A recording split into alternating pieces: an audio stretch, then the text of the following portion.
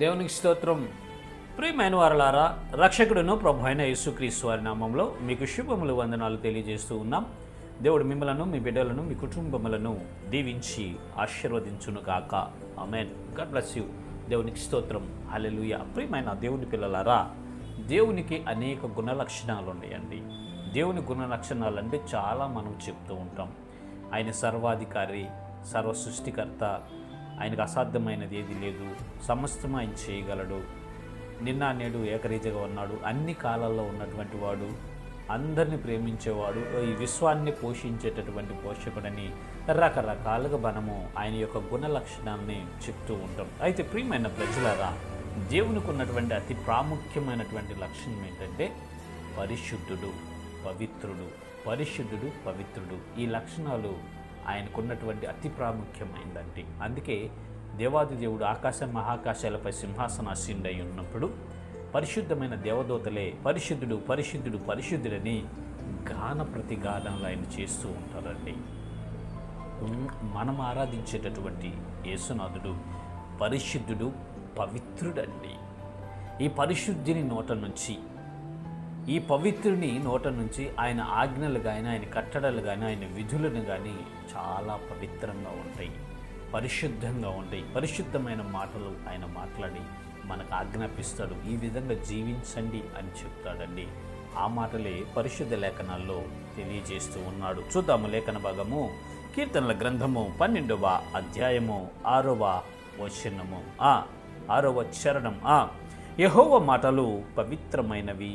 దేవునికి స్తోత్రం. హల్లెలూయా. మన దేవుడైన యెహోవా మాటలు పవిత్రమైనవి అంట. కారణం ఏంటో తెలుసా? ఆయన పరిశుద్ధుడు కాబట్టి. ఆయన పరిశుద్ధుడు కనుక ఆయన నోట నుంచి వచ్చే మాటలు పవిత్రమైనవి. ఆయన ఆజ్ఞలు, ఆయన కట్టడు, ఆయన విధించినటువంటి ధర్మశాస్త్రము పవిత్రమైందండి.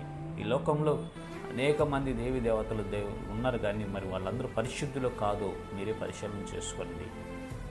ప్రతి ఒక్కరిని మనం పరిశీలన చేయాలండి. ప్రతిదీ మనం చదవాలి, గ్రంథాన్ని చదవాలి.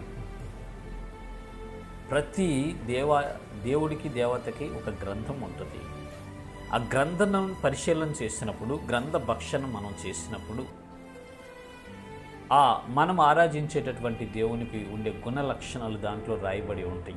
ఏ మనుష్యునికైతే, ఏ దేవునికైతే పరిశుద్ధత, పవిత్రత కలిగి ఉంటుందో, ఏ దేవుని మాటలు పరిశుద్ధంగా ఉంటాయో, ఆయన ఆజ్ఞాపించిన కట్టడలు, ఆయన చేసినటువంటి పనులు పరిశుద్ధంగా ఉంటాయో, ఆయనే దేవుడని మనం విశ్వసించాలండి.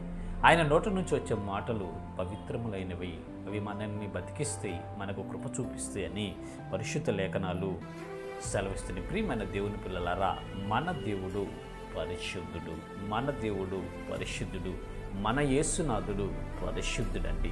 ఆయన మాటలు పవిత్రము, ఆయన చూపులు పవిత్రము, ఆయన క్రియలు పరిశుద్ధము, సమస్తమును ఆయన పరిశుద్ధపరచువాడు. పాపినైన మనలను ప్రేమించి పరిశుద్ధుడైన దేవుడే మన కొరకు దిగి వచ్చి మన పాపమును ఆయన తీసుకొని ఆయన సిలువలో ఆ పాపానికి శిక్ష విధించి రక్తమును చిందించి ఆయన పరిశుద్ధతను మనకు కలుగు చేశాడండి. మనలను పవిత్రపరిచాడు. యేసు రక్తము ప్రతి పాపం నుండి మనల్ని పవిత్రపరుస్తుంది.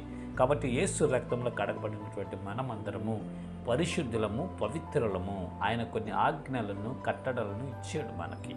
అవి పరిశుద్ధమైనవి, పవిత్రమైనవి. కాబట్టి మనము వాటిని అనుసరించి ఈ భూలోకంలో నడుచుకొని ఆయన ఇచ్చినటువంటి కట్టడల ప్రకారం మనం జీవించినట్లయితే పరిశుద్ధులంగా మార్చబడతాము, సంపూర్ణంగా మార్చబడి పరలోక రాజ్యం చేరుకుంటాం. ఇటు కృప దేవుడు మనందరికీ కలుగు చేయను గాక.